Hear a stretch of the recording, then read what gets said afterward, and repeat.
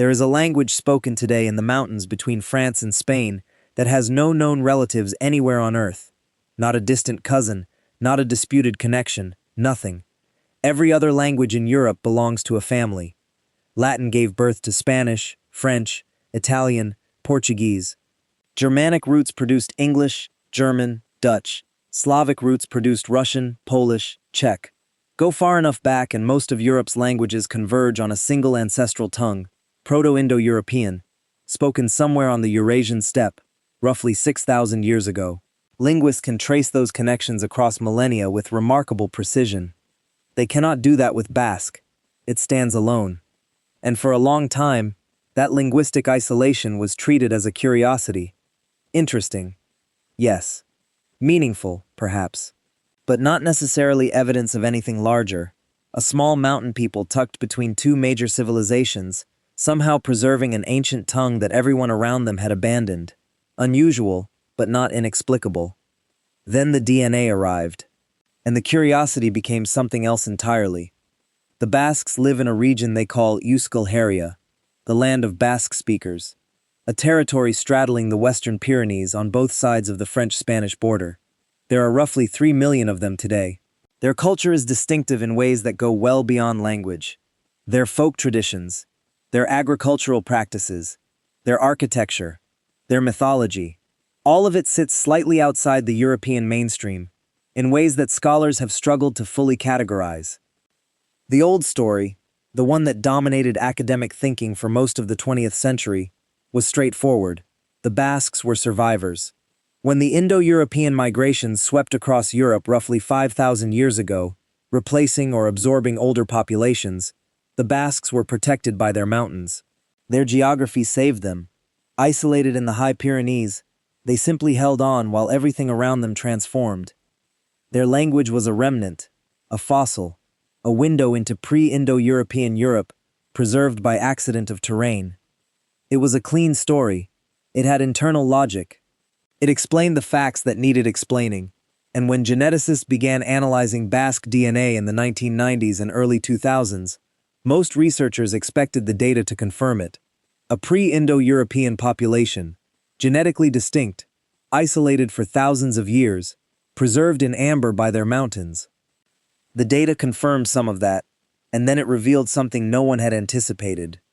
To understand what the genetics found, you need to understand the basic architecture of European prehistory as modern science reconstructs it.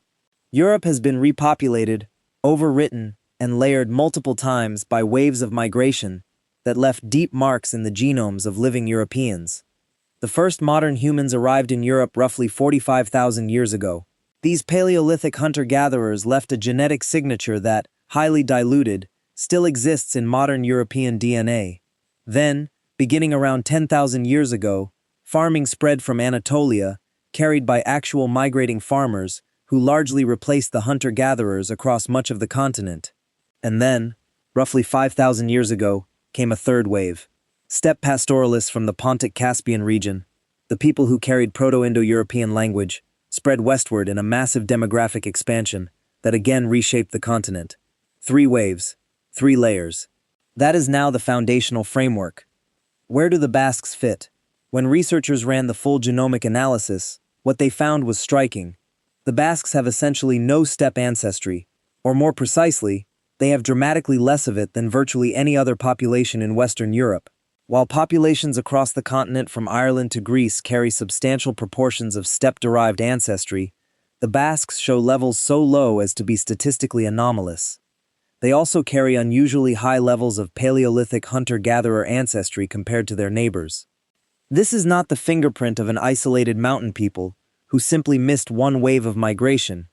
This is the fingerprint of a population that predates, in its core ancestry, the arrival of the people who built what we think of as European civilization.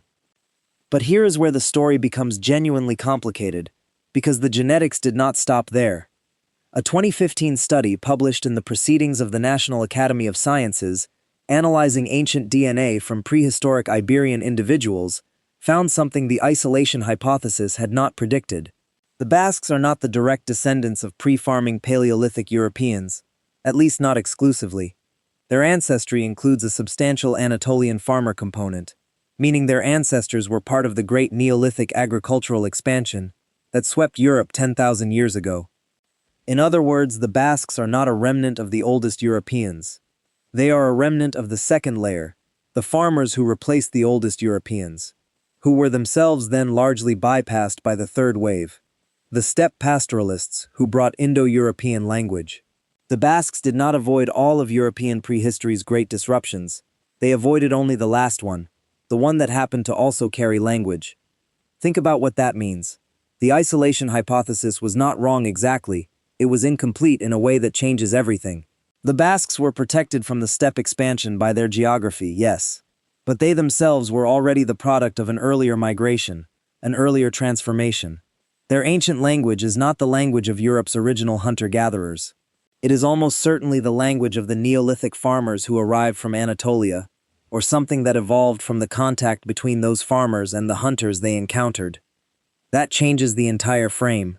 If the Basque language family was once much more widely spoken, carried by Anatolian farmers across a continent, then it wasn't preserved by isolation in the mountains. It was driven into the mountains by the steppe expansion, where isolation then protected what remained. The Basques are not a curiosity that survived. They are the last audible echo of a world that was largely erased.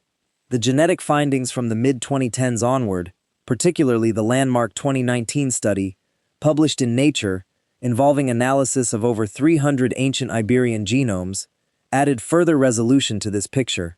The ancient DNA confirmed that pre-steppe Iberia, the peninsula before the Indo-European expansion, was populated by farmers whose genetic profile closely resembles modern Basques. And crucially, those ancient Iberians likely spoke languages related to modern Basque, or at least to a language family that Basque is the final surviving member of. There is a name for this hypothesized broader language family. Linguists call it Vasconic, after the Latin term for Basque.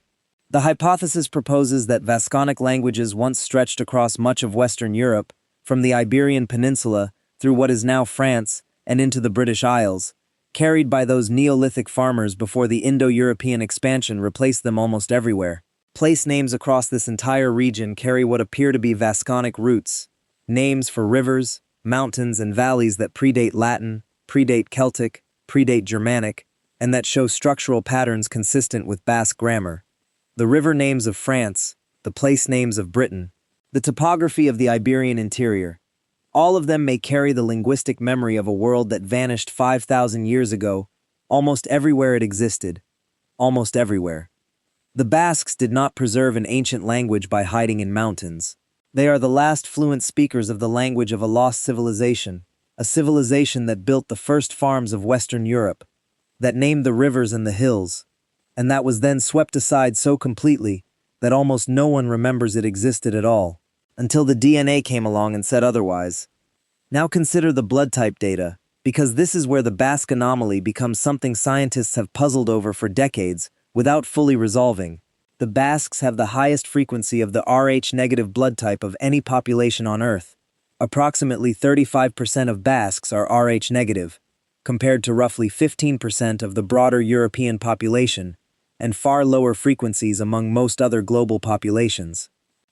The Rh-negative frequency in the Basque population is so elevated that it has generated serious scientific attention for over a century. Early theories proposed that Rh-negative was a mutation that originated among the Basques themselves and diffused outward across Europe at low levels through historical contact. More recent analyses suggest the frequency reflects the degree of genetic isolation and the particular ancestral composition the Basques carry. The combination of high Paleolithic hunter-gatherer ancestry and lower steppe ancestry producing a genetic profile that naturally elevates Rh-negative frequency relative to neighboring populations. But the precise mechanism is still debated. The Rh-negative question is not settled, and it is a reminder that the Basques continue to produce data that does not fully resolve within any single explanatory framework.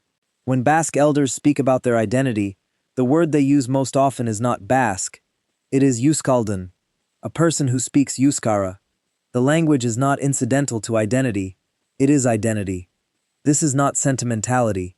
It is an accurate reflection of something the genetics are now confirming at a molecular level.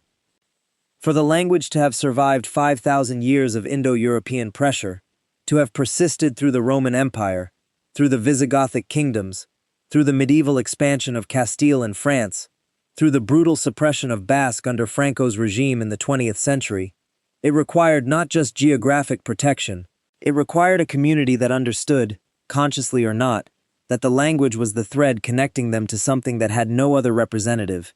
In the years after the Spanish Civil War, speaking Basque in public was illegal in Franco's Spain.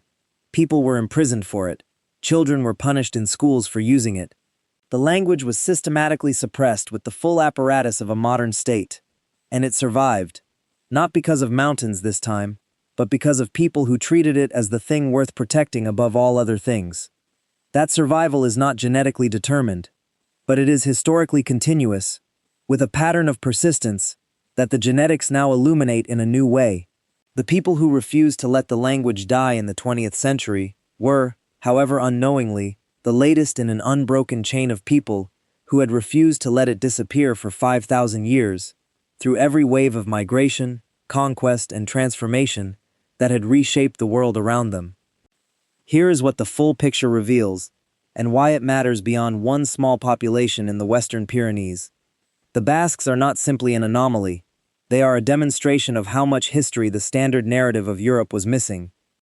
For most of the 20th century, European history was told as a story that effectively began with the Greeks and Romans, with the Indo-European world as the assumed backdrop.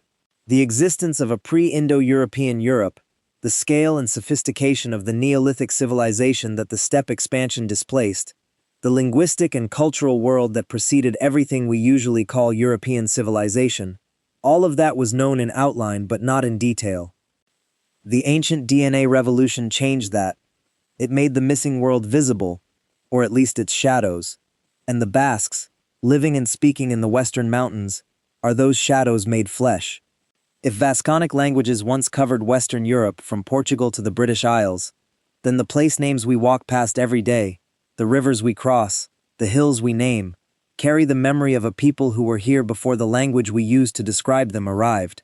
The Thames, some linguists argue, has a Vasconic root. The Seine may carry one. The Ebro almost certainly does. These rivers were named by people whose descendants today number in the millions, but whose language survives in the mouths of fewer than 1 million people, and only because a specific geography made complete erasure impossible. The Basques were never simply what we thought they were. They were not preserved by accident. They were not an inexplicable oddity. They are the last legible sentence of a text that was almost entirely destroyed, a text that described the first European civilization, the one that built the fields and named the rivers and looked at the Pyrenees and decided to stay. The DNA doesn't give us their full story. It never gives us the full story, but it gives us the shape of it, the outline of a world that existed before history was written, carried forward in the blood and the words of people who never entirely lost the thread. History is not written only in books. Sometimes it is written in genomes that have been waiting, quietly and patiently, for us to finally learn how to read them.